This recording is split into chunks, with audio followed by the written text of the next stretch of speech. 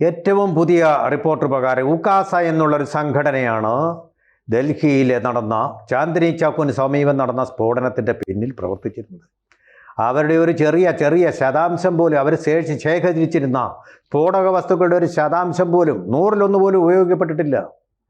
ഇപ്പോഴും പിടിച്ചുകൊണ്ടിരിക്കുന്നതേ ഉള്ളൂ. ഡൽഹിക്കാരനായ സുകാന്തോ ചക്രവർത്തി എന്ന് പറയുന്ന DJP ധൈര്യപൂർവ്വം ഒരു മുദ്രാവാക്യത്തിൽ നിന്ന് ഉൾക്കൊണ്ട തെളിവുകളുടെ അടിസ്ഥാനത്തിൽ ഫരീദാബാദിലേക്ക് വന്ന് അന്വേഷിച്ചതിൻ്റെ ഫലമായിട്ട് അന്ന് കണ്ടെത്തിയത് 1200 കിലോ സ്ഫോടക വസ്തുക്കളുടെ ശേഖരം അത് അദ്ദേഹം കൊണ്ടുപോയി പോലീസ് സ്റ്റേഷനിൽ പൊട്ടി 10 പേര് മരിച്ചു. പിന്നത്തെ കാര്യം പിന്നെ ഇപ്പോൾ തെളിയുന്ന NIA-യുടെ അന്വേഷണത്തിൽ കണ്ടെത്തിയത് 360 കിലോഗ്രാം അമോണിയം നൈട്രേറ്റ്, അതുപോലെ മാരകമായ സ്ഫോടന വസ്തുക്കൾ.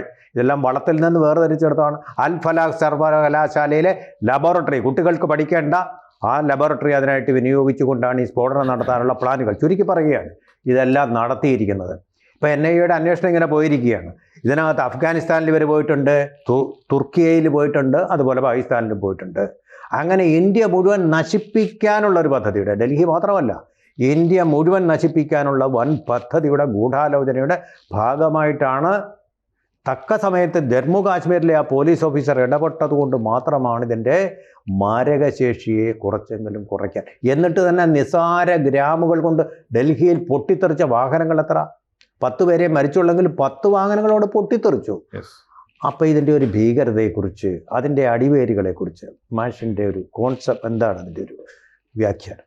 ഇതിൻ്റെ ഏറ്റവും വലിയ പ്രശ്നം ലോകത്തിൻ്റെ തെരുവുകളിൽ ഈ പൊട്ടിത്തെറിച്ചുകൊണ്ടിരിക്കുന്ന ഭീകരവാദത്തിൻ്റെ ഒരു പശ്ചാത്തലമുണ്ട്. അതിന് വളരെ വലിയ പശ്ചാത്തലമുണ്ട്, വളരെ വലുതുമാണ്, അത് വിപുലമാണ്.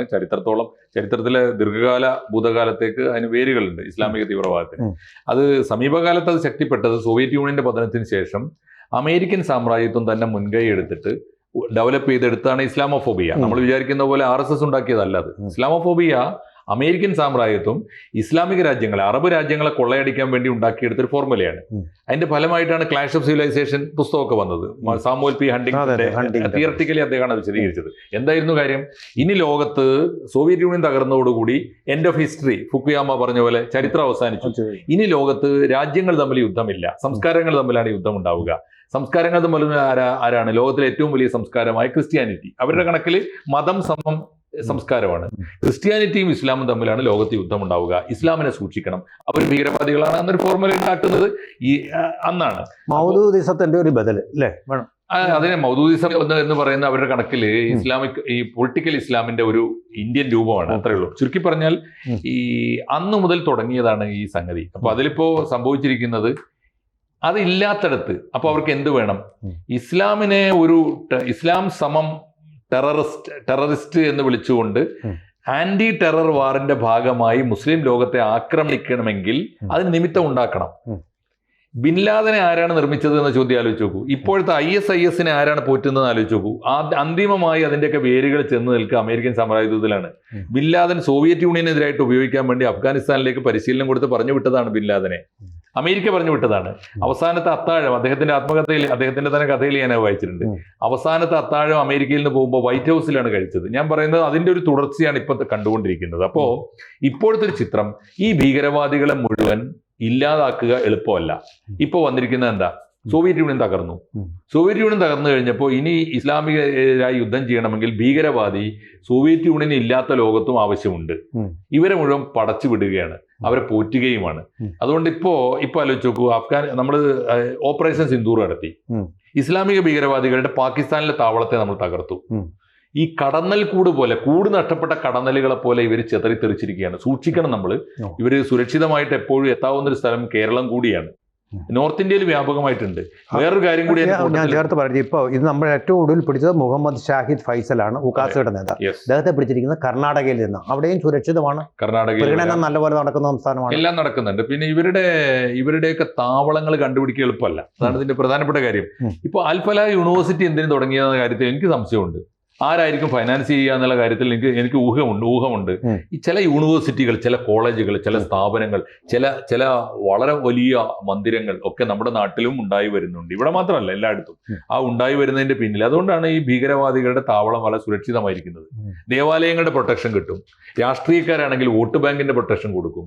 അവരുടെയൊക്കെ അവിടെയാണ് എൻ്റെ ഒരു സംശയം. ബൊളീവിയൻ കാടുകളിലൊക്കെ ചെഗുവേരയും ഒക്കെ നടന്ന് ഗറില്ല യുദ്ധം നടത്തിയത് മനുഷ്യന്റെ നന്മയ്ക്ക്, മനുഷ്യനോടുള്ള സ്നേഹം കൊണ്ടായിരുന്നു. സമത്വ സുന്ദരമായ ഒരു ലോകം, സവർണ ലോകം പോയി, അത് വേറൊരു കാര്യം. എങ്കിലും ഇവിടെ ഇപ്പോൾ നടക്കുന്നത് ഒരു മതത്തിന് വേണ്ടിയാണ്, മനുഷ്യനെ കൊല്ലുക. ഇങ്ങനെ ഒരു പ്രത്യയ ശാസ്ത്രത്തിലേക്ക്, അവരുടെ ഒരു ഐഡിയോളജിയിലേക്ക് മനുഷ്യനെ എങ്ങനെ പരിണമിക്കാൻ കഴിയും? അത് വിദ്യാഭ്യാസമുള്ള വൈറ്റ് കോളർ ജീവികളായിട്ടുള്ള ഉദ്യോഗസ്ഥർ, ഡോക്ടർമാരെ പോലെയുള്ള സമൂഹത്തിൽ ഉന്നത ശ്രേണിയിലുള്ളവരെ എങ്ങനെ പോകുന്നു? ഒരാൾ ഡോക്ടറോ എഞ്ചിനീയർ ആവുമ്പോഴേ അയാൾ നല്ല മനുഷ്യനാകണമെന്നില്ല. അയാള് ടെക്നിക്കലായി, സാങ്കേതികമായിട്ട് നമ്മൾ അദ്ദേഹം ഡോക്ടർ എന്ന് വിളിക്കുന്നു, അല്ലെങ്കിൽ എഞ്ചിനീയർ എന്ന് വിളിക്കുന്നു. നമ്മളെ വിദ്യാഭ്യാസത്തിലെ ഒരു അടിസ്ഥാന പാഠമുണ്ട്. It should be a man making process. ഒരു മനുഷ്യ നിർമ്മാണ പ്രക്രിയ ആയിരിക്കണം എന്നുള്ളതാണ്. സ്കൂളുകളിൽ, കോളേജുകളിൽ, സർവകലാശാലകളിൽ മനുഷ്യ നിർമ്മാണ പ്രക്രിയക്ക് ഊന്നൽ നൽകിയുള്ള ഒരു പാഠ്യപദ്ധതി അല്ല എങ്കിൽ പഠനം കൊണ്ട്, അല്ലെങ്കിൽ നമ്മളുടെ ഈ പാഠ്യ സംവിധാനങ്ങൾ കൊണ്ട് നമുക്ക് നല്ല മനുഷ്യരെ കിട്ടില്ല. നല്ല മനുഷ്യരെ കിട്ടില്ലെങ്കിൽ നിങ്ങൾക്ക് ഈ ഡോക്ടർ എങ്ങനെ ഇത് ചെയ്തു എന്ന് ചോദിക്കുന്ന ചോദ്യത്തിന് പ്രസക്തിയില്ല. ഡോക്ടറായി തീരുന്നതിന് വേണ്ടിയിട്ട് അദ്ദേഹത്തിൻ്റെ ഒരു അപ്പോക്കാലിപ്സിക്, അദ്ദേഹത്തിൻ്റെ ഒരു ഓത്തുണ്ടല്ലോ ശരിക്കും. ആ ഹിപ്പോക്രാറ്റസ് ഓത്തെടുക്കുമ്പോൾ അയാൾ എന്താ ചെയ്യുന്നത്? മനുഷ്യനെ സംരക്ഷിക്കുന്നതിന് വേണ്ടിയാണ് തൻ്റെ ജീവൻ സമർപ്പിക്കുന്നതെന്നാണ് അതിൻ്റെ ഒരു എസൻസ് എന്ന് പറയുന്നത്. അങ്ങനെ ഒരു ഓത്തെടുത്ത ഒരാൾക്ക് എങ്ങനെയാണ് മനുഷ്യരെ കൂട്ടമായിട്ട് കൊല്ലുന്നതിന് വേണ്ടിയുള്ള ഈ ഭീകര പ്രവർത്തനങ്ങളിൽ പങ്കാളിയാകാൻ കഴിയില്ല. അപ്പോൾ അയാൾ യഥാർത്ഥത്തിൽ ഒരു ഡോക്ടർ ആകുന്നില്ല എന്നുള്ളതാണ്. ഇപ്പോൾ ഡോക്ടറായാലും എഞ്ചിനീയർ ആയി കഴിഞ്ഞാൽ, ഇപ്പം നമുക്കറിയാം അറ്റം ബോംബിന്റെ ഒരു സിദ്ധാന്തം രൂപപ്പെടുത്തിയെടുക്കുന്നത് ആൽബർട്ട് ഐൻസ്റ്റീന്റെ ഒരു സാധനം കൊണ്ടുവരുന്നുണ്ടല്ലോ. ന്യൂക്ലിയർ ഫിഷനെ കുറിച്ചുള്ള കൺസെപ്റ്റ് കൊണ്ടുവരുന്നുണ്ട്. ന്യൂക്ലിയർ കുറിച്ചുള്ള കൺസെപ്റ്റ് കൊണ്ടുവരുമ്പോഴൊന്നും ഐൻസ്റ്റീന്റെ സ്വപ്നത്തിൽ പോലും അത് വിചാരിച്ചിരുന്നില്ല ബോംബ് ഉണ്ടാക്കുന്നതിന് കൊണ്ടുവന്നു. ആ ബോംബ് ഇതുപോലെ നാഗസാക്കിയും ഹിരോഷിമയും കണ്ട് അദ്ദേഹം പൊട്ടിക്കരഞ്ഞു പോയി എന്നുള്ളതാണ് ശരിക്കും. അപ്പൊ ആ പൊട്ടിക്കരയുന്ന ഒരു മനസ്സ്. ഒരു ഉദാഹരണം കൂടെ പറഞ്ഞോട്ടെ, അത് സബ്സ്റ്റാൻഷിയേറ്റ് ചെയ്യാം. TNT എന്ന് പറയുന്ന സാധനം കണ്ടുപിടിച്ചാണ് സ്വീഡിഷ് അക്കാഡമി സ്ഥാപിച്ച് നൊബേൽ സമ്മാനം ഏർപ്പെടുത്തിയത്. അതിന്റെ പശ്ചാത്താപം സംഹാര പ്രവർത്തനത്തിന് ഉപയോഗിച്ചതിന്റെ ഫലമായിട്ടല്ലേ? അപ്പൊ ഞാൻ പറയുന്നത്, മനുഷ്യൻ നമ്മളെ സമൂഹത്തിലും അതേപോലെ തന്നെ രാഷ്ട്രീയ പ്രവർത്തനത്തിലും മാധ്യമ പ്രവർത്തനത്തിലും എവിടെയും നമുക്ക് എപ്പോഴും ഒരു ബേസിക് കൺസെപ്റ്റ് ഉണ്ടായിരിക്കുന്നത് മനുഷ്യനായിരിക്കും. മനുഷ്യന് വേണ്ടിയാണ് നമ്മളിതെല്ലാം ചെയ്യുന്നത്. നമ്മൾ ഈ ചർച്ച ചെയ്യുന്നത് പോലും നമ്മൾ എന്തിനാണ് ഇപ്പോൾ ഈ ഇത്തരത്തിലുള്ള നമ്മൾ വൈറ്റ് ടെററിസം എന്ന് പറയുന്ന പോലെ ഉള്ള ഒരു സാധനം, വൈറ്റ് കോളർ ടെററിസം എന്ന് പറയുന്നത്, റെഡ് ടെററിസം, അങ്ങനെ ഒരുപാട് പേരുകളൊക്കെ നമ്മളോട്. അതിനെക്കുറിച്ചൊക്കെ ചർച്ച ചെയ്യുന്നതിന്റെ കാരണം എന്താണെന്ന് വെച്ചാൽ, അതൊക്കെ മനുഷ്യനെ നശിപ്പിക്കുന്നതാണ്. ആ മനുഷ്യനെ നശിപ്പിക്കുന്ന പ്രക്രിയയിൽ നിന്ന് നമ്മൾ പിന്മാറണം, നമ്മുടെ സമൂഹം മാറണം എന്ന് സമൂഹത്തെ ബോധ്യപ്പെടുത്തുന്നതിന് വേണ്ടിയുള്ള ഒരു പ്രക്രിയയുടെ ഭാഗമായിട്ടാണ് യഥാർത്ഥത്തിൽ നമ്മൾ ഈ ചർച്ചയ്ക്ക് ഇരിക്കുന്നത്. അപ്പൊ ഈ ചർച്ചയുടെ ലക്ഷ്യം തന്നെ മനുഷ്യനാണ്. മനുഷ്യനുണ്ടെങ്കിലേ നമുക്ക് ഈ ജീവിതമുള്ളൂ, നമ്മളുടെ ഈ ഒരു എക്കോസിസ്റ്റത്തിന്റെ നിലനിൽപ്പിന് പോലും സാധ്യമായിത്തീരും. അതൊക്കെ മുഴുവനുമായിട്ട് തകർക്കുന്ന, ഇല്ലാതാക്കുന്ന ഏതോ തരം ഒരു ഭ്രാന്ത് നമ്മളുടെ ഈ ഡോക്ടർമാരുടെയും എഞ്ചിനീയറുടെയും തലക്കകത്ത് കയറിയിരിക്കുകയും അവരുടെ തലച്ചോർത്ത് നീർക്കുകയും ചെയ്യുന്നത്. അവിടെയാണ് എനിക്ക് മുഹമ്മദ് മാഷിനോട് ചോദ്യമുള്ളത്. എല്ലാം പറയുന്ന ഒരു കാര്യം, മദ്രസയിലെ വിദ്യാഭ്യാസത്തിൽ നിങ്ങൾ മറ്റു മതക്കാരെല്ലാം കാഫിറാണ്, ആ കാഫിറിനെ കൊന്നു കഴിഞ്ഞാൽ നിങ്ങൾക്ക് സ്വർഗത്തിലേക്ക് പോകാൻ കഴിയും, അവരുടെ ഹൂറികളുടെ പരിചരണയിലും അങ്ങനെ തേനും പാലും ഒഴുകുന്ന സ്വർഗത്തിലേക്ക് നിങ്ങൾക്ക് പ്രാപിക്കാൻ കഴിയും. അതൊരു തെറ്റല്ല, ആ കൊല്ലുന്നത് പാപമല്ല. ആ തരത്തിലൊരു വ്യാഖ്യാനമാണ് ജമ്മു കാശ്മീരിലെ ഈ ചാവേറായി വന്നിട്ടുള്ള ആ ഭീകരവാദിയും നടത്തിയിരിക്കുന്നത്. മാഷ് ഇത് ശരിക്കും പഠിച്ചിട്ടുള്ളതാണല്ലോ? തീർച്ചയായിട്ടും ഞാൻ പഠിക്കുകയും അതിനെതിരായിട്ട് വലിയ തോതിൽ പ്രചാരണം നടത്തുകയും ചെയ്തിട്ടുണ്ട്.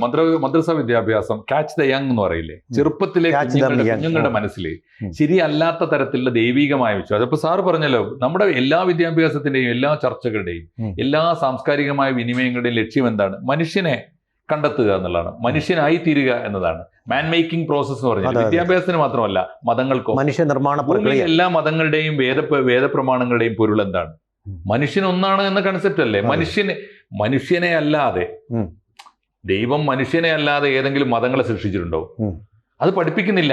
മദ്രസ വിദ്യാഭ്യാസത്തിന്റെ ഏറ്റവും പ്രധാനപ്പെട്ട പരിമിതി എന്താണെന്ന് വെച്ചാൽ, ഞാൻ ആ വൈരുദ്ധ്യം അനുഭവിച്ചതാണ്. ഉദാഹരണത്തിന് ആദ്യം പഠിപ്പിക്കുന്ന പാഠം ഇസ്ലാം മതം എന്ന പാഠം പഠിപ്പിക്കുന്നു. ആ പാഠത്തിന്റെ ആദ്യത്തെ വാക്യം എന്താണ്? മതം ഏതായാലും മനുഷ്യൻ നന്നാവുകയില്ല, നിങ്ങൾ ഇസ്ലാം തന്നെ ആയിത്തീരണം എന്നാ. ഇതേ പ്രായത്തിൽ നിന്ന് ഞാൻ ചെന്ന് നിൽക്കുന്നത് രത്തമ്പ ടീച്ചറുടെ ക്ലാസ്സിലാണ്. എന്നെ പഠിപ്പിക്കുന്നത് ശ്രീനാരായണ ഗുരുദേവനെ കുറിച്ചാണ്. മതം ഏതായാലും മനുഷ്യൻ നന്നായാൽ മതി എന്ന. പക്ഷേ ഒരു സംശയം, ഇത് പഠിപ്പിച്ചു മദ്രസയിൽ അങ്ങനെ പഠിച്ചു വന്ന പാഠത്തിൽ എഴുതുന്നുണ്ട്. അങ്ങനെ തന്നെയാണോ? തീർച്ചയായിട്ടും ഉണ്ട്. അപ്പൊ ഞാൻ പറഞ്ഞത് ഈ വൈരുദ്ധ്യം, ഈ ഒട്ടുമിക്ക മതങ്ങളും ആ മതങ്ങളുടെ ഐഡന്റിറ്റി ആണല്ലോ പ്രൊജക്ട് ചെയ്യുന്നത്. അതെ, ഈ മതമാണ് നല്ലത്, മറ്റു മതങ്ങളൊക്കെ അതല്ലെങ്കിൽ വൈ ഷുഡ് ബി, അതാണ്. അതല്ലെങ്കിൽ ഞങ്ങൾക്ക് എന്ത് റോള്? ഇതാണല്ലോ ചോദ്യം. യഥാർത്ഥത്തിൽ എല്ലാ നല്ല മതപണ്ഡിതന്മാരും ശ്രീനാരായണ ഗുരുദേവൻ കണ്ടെത്തിയതുപോലെ എല്ലാ നല്ല മതപണ്ഡിതന്മാരും ഇതിന്റെയൊക്കെ അന്തിമമായ സൂക്ഷ്മമായ പഠനത്തിലൂടെ പറഞ്ഞത് എല്ലാ മതങ്ങളും ഒന്നാണ്, അല്ലെങ്കിൽ ഒന്നിന്റെ പല പേരുകളാണ്. എല്ലാ വേദങ്ങളും ഒന്നിന്റെ തുടർച്ചയാണ്. ആദി വേദങ്ങൾ ഉണ്ടായത് ഇന്ത്യയിലാണ്. ഇപ്പോൾ ഉദാഹരണത്തിന് ഈ ഖുർആന്റെ പരിഭാഷ മലയാളത്തിൽ ആദ്യമായി എഴുതിയത് സാറിനറിയാലോ, CN അഹമ്മദ് മൗലവിയ. CN അഹമ്മദ് മൗലവിയുടെ ഖുർആൻ പരിഭാഷയുടെ ആമുഖത്തിൽ തന്നെ അദ്ദേഹം പറയുന്നത് ഈ 1,24,000 പ്രവാചകന്മാർ എന്ന് ഇസ്ലാമിക കണക്കിലുണ്ട്. ആ കണക്കിൽ ആദ്യത്തെ ഇന്ത്യൻ പ്രവാചകനായിട്ട് ശ്രീ ബുദ്ധനുണ്ട്. ഖുർആന്റെ തന്നെ ലക്ഷണങ്ങൾ വെച്ചുകൊണ്ട് ഖുർആനികമായി ഇസ്ലാമികമായ കണക്കിൽ ശ്രീബുദ്ധൻ പ്രവാചകനാണ്. ശ്രീരാമനും ശ്രീകൃഷ്ണനും പ്രവാചകന്മാരാകാനുള്ള സാധ്യതയുണ്ട് എന്ന് പറഞ്ഞാൽ അതിന്റെ അർത്ഥം എന്താ? പിന്നെ എവിടെ ഈ വൈരുദ്ധ്യം? ശ്രീരാമന്റെ പേരിൽ അമ്പലം ഉണ്ടാക്കിയിട്ട് അത് അതിന് കലഹം ഉണ്ടാക്കുന്നത് എന്തിനാണ്? അപ്പൊ ഈ പ്രശ്നം പറഞ്ഞു കേട്ടത്, ഞാൻ ഈ ചോദ്യം ചോദിച്ചപ്പോ പറഞ്ഞത് അവസാനത്തെ പ്രവാചകൻ പറഞ്ഞാണ് അവസാനത്തെ വാക്ക്, ബാക്കിയെല്ലാം അപ്രസക്തമായിരിക്കുന്നു, കാലഹരണപ്പെട്ടിരിക്കുന്നു എന്നുള്ളൊരു ഉത്തരമാണ് എനിക്ക്. അതുപോലും വിശ്വാസമാണ്. അവസാനത്തെ പ്രവാചകനാണ് മുഹമ്മദ് നബി എന്ന് വിശ്വസിക്കുന്ന ആ വിശ്വാസത്തെയും ചോദ്യം ചെയ്തുകൊണ്ട് മുന്നോട്ട് പോയവരാണ് അഹമ്മദിയാക്കൾ. മുഹമ്മദ് നബിക്ക് ശേഷവും പ്രവാചകനുണ്ട്. നമ്മുടെ ഇന്ത്യൻ പഞ്ചാബ് അല്ല, സൂഫിസത്തിന്റെ അല്ല, അഹമ്മദിയാക്കൾ. അഹമ്മദിയരെ വലിയ തരത്തിൽ ഇപ്പോൾ ആക്രമിച്ചുകൊണ്ടിരിക്കുന്നു. ബംഗ്ലാദേശിൽ ഇന്ത്യൻ മതപണ്ഡിതന്മാരും ഉണ്ടായിരുന്നു. ബംഗ്ലാദേശിൽ പ്രകടനം നടത്തി അവരെ ഇസ്ലാമിൽ നിന്ന് പുറത്താക്കണം, ഇസ്ലാം എന്ന് പറഞ്ഞു. അല്ല, ഞാൻ പറഞ്ഞ ഒന്ന് സാറ് ചോദിച്ച ചോദ്യത്തിന് ഒരു വാക്കുകൊണ്ട് അവസാനിപ്പിക്കാന്നുള്ളൂ. കാര്യം എന്ന് വെച്ചാൽ മദ്രസ വിദ്യാഭ്യാസം നേരാം വണ്ണം പരിഷ്കരിക്കപ്പെടാത്തതിന്റെ ഒരു അപകടം ഇപ്പോഴും ഇന്ത്യയിലുണ്ട്, കേരളത്തിലും ഉണ്ട്. കേരളം അത്ര മുന്നേറിയിട്ടൊന്നുമില്ല. ഇത് ചോദ്യം ഇതാണ് ഞാൻ പറയുന്നത്. ഞങ്ങളൊക്കെ എത്രയോ കാലമായിട്ട് വാദിക്കുന്ന ഒരു കാര്യം, മദ്രസ വിദ്യാഭ്യാസത്തിന്റെ സിലബസ് ഉൾപ്പെടെ പരിഷ്കരിക്കണം. ഒന്നാമത്തെ കാര്യം, മദ്രസയിൽ 1-ാം ദിവസം പഠിപ്പിക്കേണ്ട പാഠം, മക്കളെ നിങ്ങൾ സമയത്തിന് സ്കൂളിൽ പോകണം, ഭൗതിക വിദ്യാഭ്യാസം നേടിയാലേ നിങ്ങൾക്ക് വിജയമുള്ളൂ, പരലോകത്ത് നിങ്ങൾക്ക് ചെന്നാൽ കിട്ടുന്ന സ്വർഗത്തെക്കുറിച്ചല്ല ഈ ജീവിതം, അതിനുള്ളതല്ല. മരിക്കാൻ നിങ്ങൾക്ക് മതം വേണോ? അത് മരിക്കാൻ ഒരു തുണ്ട് സയനൈഡ് മതി. എന്തിനാ മതം? എന്തിനാ ശാസ്ത്രം? എന്തിനാണ് വിദ്യാഭ്യാസം? എന്തിനാ സംഘടന? ഒന്നും വേണ്ടല്ലോ. അതുകൊണ്ട് നിങ്ങൾ ആദ്യം ചെയ്യേണ്ടത് ഭൗതിക വിദ്യാഭ്യാസത്തിന് മുൻതൂക്കം കൊടുക്കണം. 2, നിങ്ങൾ അയൽപക്കത്ത് ജീവിക്കുന്ന മനുഷ്യൻ ഏത് മതവിശ്വാസിയായാലും അവനെ മനുഷ്യനായി കാണണം. നിങ്ങളുടെ വിശ്വാസം പോലെ പവിത്രമാണ് അവന്റെ വിശ്വാസം എന്ന് മനസ്സിലാക്കി ആദരിക്കണം. എന്ന് വെച്ചാൽ ഒരു ബഹുമത സമൂഹത്തിൽ എങ്ങനെയാണ് ജീവിക്കേണ്ടത് എന്ന് മദ്രസയിൽ പഠിപ്പിക്കണം. വേണ്ടേ? 3, നിങ്ങൾക്ക് ഉപ്പും ചോറും തിന്ന് നിങ്ങളെ വളർത്തിക്കൊണ്ടിരിക്കുന്ന രാഷ്ട്രത്തോട് നിങ്ങൾക്ക് കൂറുണ്ടാവണം. അതിന്റെ കാരണം മാത്രമല്ല, നിങ്ങളുടെ സുരക്ഷ ഈ രാജ്യം തരുന്ന സുരക്ഷയാണ്, ഇന്ത്യൻ ഭരണഘടനയാണ്, അതിനെ നിങ്ങൾ മാനിക്കണം.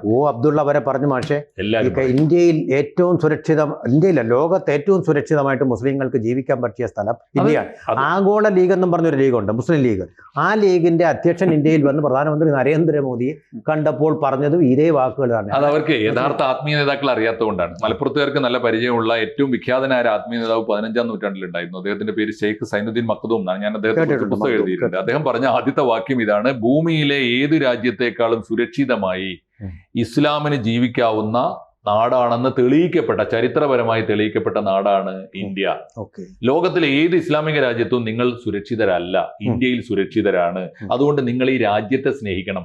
വല്ലതിനും വേണ്ടി പൊരുതി മരിച്ചാൽ നിങ്ങൾക്ക് സ്വർഗം കിട്ടുമെങ്കിൽ അത് ഈ രാജ്യത്തിന് വേണ്ടി പൊരുതിയാൽ കിട്ടും, അല്ലാതെ ഇസ്ലാമിന് വേണ്ടി ദൈവത്തിന് വേണ്ടി പൊരുതി മരിച്ചാൽ കിട്ടൂല എന്നാണ് പറഞ്ഞത്. ഇതൊക്കെയാണ് ശരിയായ ഇസ്ലാം. അതുപോലും മദ്രസയിൽ പഠിപ്പിക്കുന്നില്ല എന്ന സത്യമുണ്ട്. അല്ല, ഇതിന്റെ പ്രശ്നം എന്താണെന്ന് വെച്ചാൽ നമ്മളുടെ സമൂഹം എന്ന് പറയുന്ന ഒരു ബഹുസ്വര സമൂഹമാണ്. ആ ബഹുസ്വര സമൂഹത്തിന്റെ കാഴ്ചപ്പാടുകൾ ഉൾക്കൊള്ളാൻ കഴിയുന്ന തരത്തിൽ നമ്മൾ മാറിയാൽ മാത്രമാണ് നമുക്കിവിടെ അതിജീവനം സാധ്യതയുള്ളൂ. അത് കൃത്യമായിട്ട് മദ്രസകളിൽ പഠിപ്പിക്കേണ്ടതാണ്. നമ്മളിപ്പോൾ അങ്ങനെ നമ്മൾ പറയുന്നത് എന്താണ്? നമ്മൾ പറയുന്ന എല്ലാ മതങ്ങളും പരസ്പരം തിരിച്ചറിഞ്ഞ് ഇപ്പോൾ ഇന്ത്യൻ ഫിലോസഫിയുടെ ഒരു പ്രത്യേകത ഇന്നത്തെ ദിവസത്തിൻ്റെ ഒരു പ്രത്യേകത എന്ന് പറയുന്നതിൽ വേൾഡ് ഫിലോസഫി ഡേ ആണ്. അതെ, തീർച്ചയായിട്ടും. അപ്പോൾ ഇന്ത്യൻ ഫിലോസഫിയുടെ ഒരു പ്രത്യേകതയും അതിൻ്റെ ഒരു പിനക്കളും എന്നൊക്കെ പറഞ്ഞിട്ടുണ്ടെങ്കിൽ നമ്മുടെ അദ്വൈത വേദാന്തമാണ്. അദ്വൈത വേദാന്തമാണ് എല്ലാ മതങ്ങളും പറയുന്നത്. കാരണം വെച്ചാൽ ഈ ലോകത്തുള്ള എല്ലാ മനുഷ്യരും ദൈവസന്തതികളാണ്. എല്ലാവരും ദൈവസന്തതികളാണെങ്കിൽ പിന്നെ എന്തിനാണ് നമുക്ക് ഇസ്ലാമും അതേപോലെ തന്നെ ക്രിസ്ത്യാനിയും ഹിന്ദുവും ഒക്കെ വേറിട്ട രീതിയിൽ ജീവിക്കുന്നത്? പരസ്പരം കൊല്ലുന്നത്. ഇനി ഒരു കാര്യം കൂടെ എന്നോട് ചേർത്ത് പറയണം. ഇപ്പൊ ഈ നിരപരാധികളെ കൊല്ലുന്ന തീവ്രവാദമാണല്ലോ നമ്മുടെ ചർച്ചാ വിഷയം. ഇവർ കാണേണ്ട ഒരു വാക്യം ഖുർആനിലുണ്ട്, ഒറ്റ വാക്യം, ബാക്കിയൊന്നും അവർ സമയം കളയണ്ട. ഞാൻ ചോദിക്കുന്നത്, ഒരു നിരപരാധിയെ കൊല്ലുമ്പോൾ നിങ്ങൾ ഈ മാനവരാശിയെ മൊത്തം കൊന്നതിന്റെ പാപഭാരം ഏറ്റെടുക്കണമെന്ന് അത് പറഞ്ഞിട്ടുണ്ട്. ഓക്കെ, നീ സാർ എന്നെ ആക്രമിക്കാൻ വന്നു, എന്നെ ഉപദ്രവിക്കാൻ വന്നു, എന്നെ കൊല്ലാൻ വന്നാൽ ഞാൻ തിരിച്ചടിക്കുന്നത് ആ ആക്രമണത്തിൽ സാറ് കൊല്ലപ്പെടുന്നതല്ല. നിരപരാധിയാണെന്ന് അറിഞ്ഞുകൊണ്ട് അജ്ഞാതരായ സ്ഥലത്ത് ചെങ്കോട്ട കാണാൻ വന്ന ടൂറിസ്റ്റുകളുടെ പാർക്കിംഗ് കേന്ദ്രത്തിൽ കാർ ബോംബ് കൊണ്ടുപിടിച്ച് പൊട്ടിക്കുന്നവൻ 15 പേരോ മറ്റോ കൊല്ലപ്പെട്ടു. അതില് 10-15 കാറുകൾ തകർന്നു, ഇൻക്ലൂഡിങ് മുസ്ലിം. ഉറപ്പല്ലേന്ന്. അത് എന്ത് മുസ്ലിമാണ് സാറേ? ബോംബിന് എന്ത് ഇസ്ലാമാണ്? ബോംബിന് എന്ത് ജാതിയാണ്? അതുകൊണ്ട് ഏറ്റവും ചുരുങ്ങിയത് വേദപ്രമാണങ്ങൾ പറഞ്ഞ മനുഷ്യ സ്നേഹമെങ്കിലും നമ്മൾ കണ്ടല്ലോ, ഫൈൻഡ് ഔട്ട് ദ മാൻ എന്ന് പറഞ്ഞില്ലേ? അതാണ് ഈ മാൻ മേക്കിംഗ് പ്രോസസ്സാണ് മതം എന്നെങ്കിലും അവർ തിരിച്ചറിഞ്ഞാൽ. വൈക്കം മുഹമ്മദ് ബഷീർ പറഞ്ഞ പോലെ അനൽ ഹക്ക് എന്ന് പറഞ്ഞ അതിന്റെ അർത്ഥം അഹം ബ്രഹ്മാസ്മി. ബഷീറിന്റെ വാക്യമല്ല, ദൈവം ഞാനാകുന്നു. ബഷീറിന്റെ വാക്യമല്ല, മൻസൂർ ഹല്ലാജിന്റെ വാക്യമാണ്. അത് ബഷീറാണ് പറഞ്ഞു. ആ ബഷീറിനെ ഇന്ന് കണ്ട ഈ അഹമ്മദീരെ കൊല്ലുന്നവരെ കൊന്നുകളെ. തീർച്ചയാണ്. ബഷീറിനെ ഏത് കാലത്താണ് ഇവർ അംഗീകരിച്ചത്? അപ്പൊ ബഷീറിനെ പോലുള്ള ആളുകൾ ഉണ്ടാവാൻ അത് അവരുടെ എണ്ണം കുറഞ്ഞു വരുന്നു എന്നുള്ളതാണ് പുതിയ കാലത്തെ ജീനിയസുകൾ. നമ്മൾ പ്രത്യേകിച്ച് മുസ്ലിം സമുദായത്തിലൊക്കെ വളർന്നു വരുന്ന ജീനിയസുകൾ അറിഞ്ഞോ അറിയാതെയൊക്കെ ഈ മൗനം കൊണ്ടെങ്കിലും ഇത്തരം ഭീകരവാദത്തെ സൗമ്യമായി തലോടുകയോ പിന്തുണയ്ക്കുകയോ എതിർക്കാനും തയ്യാറാവണം. തീവ്രവാദികളും സംശയിക്കുന്നവരെ പിടിച്ചു കൊടുക്കാനും തയ്യാറാകുന്ന, നേരത്തെ പറഞ്ഞതുപോലുള്ള ശബരിമലയിലെ കള്ളന്മാർ CPM പിടിച്ചു കൊടുക്കണമെന്ന് പറയുന്ന പോലെ നമ്മുടെ സമൂഹത്തിന്, നമ്മുടെ ജീവിതത്തിന് നാശം വിതയ്ക്കാൻ വരുന്ന ഈ തീവ്രവാദികളെ പിടിച്ചു കൊടുക്കാനും. എക്സാക്ട്ലി. എന്റെ സമുദായത്തിന്റെ പേരിൽ വരുന്ന ഭീകരവാദികളെ പിടിച്ചു കൊടുക്കേണ്ടത് ആദ്യം എന്റെ ബാധ്യതയാണ്. അത് എല്ലാ സമുദായങ്ങളും ഏറ്റെടുത്തു, എല്ലാ സമുദായങ്ങളും, എല്ലാ മതങ്ങളും. കറക്റ്റ്. കൂടുതൽ വാർത്തകളും വിശേഷങ്ങളും നിങ്ങളിലേക്ക് എത്താൻ ABC മലയാളം സബ്സ്ക്രൈബ് ചെയ്യുക, ബെൽബട്ടനും അമർത്തുക.